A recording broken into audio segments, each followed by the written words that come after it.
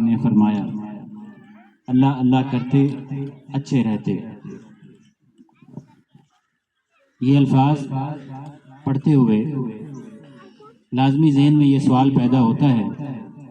کہ حضور نانا صاحب کے اسم گرامی سے پہلے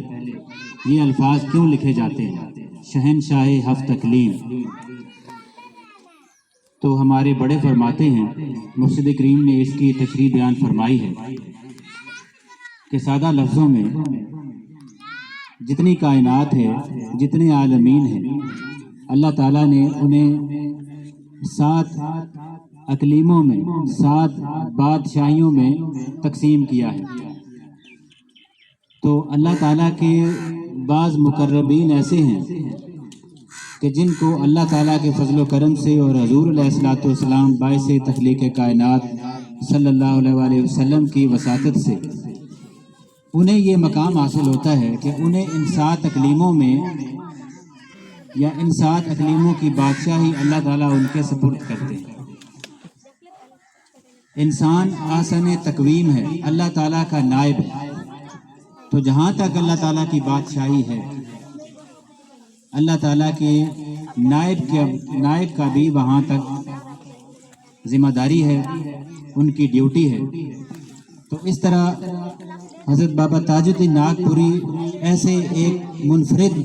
اللہ کے دوست ہیں کہ جو شہنشاہ ہفت اقلیم بھی ہیں، اور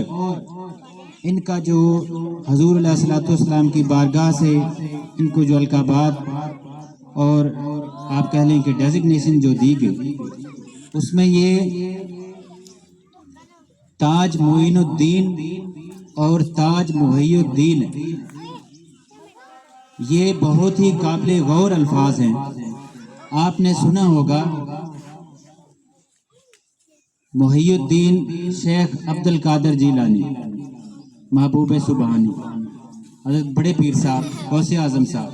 ان کے ساتھ ہی الفاظ آتے ہیں محی الدین۔ اور ایک اور بزرگ ہیں حضرت خواجہ معین الدین چشتی اجمیری، ان کا نام ہی معین الدین ہے۔ اور جب حضور علیہ الصلوۃ والسلام نے انہیں سلطان الہند کا لقب عطا فرمایا اور یہ ڈیوٹی عطا فرمائی، تو انہیں یہ فرمایا کہ معین الدین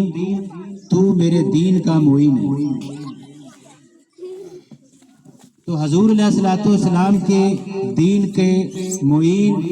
اور محی الدین، یہ 2 ایسے اعزازات ہیں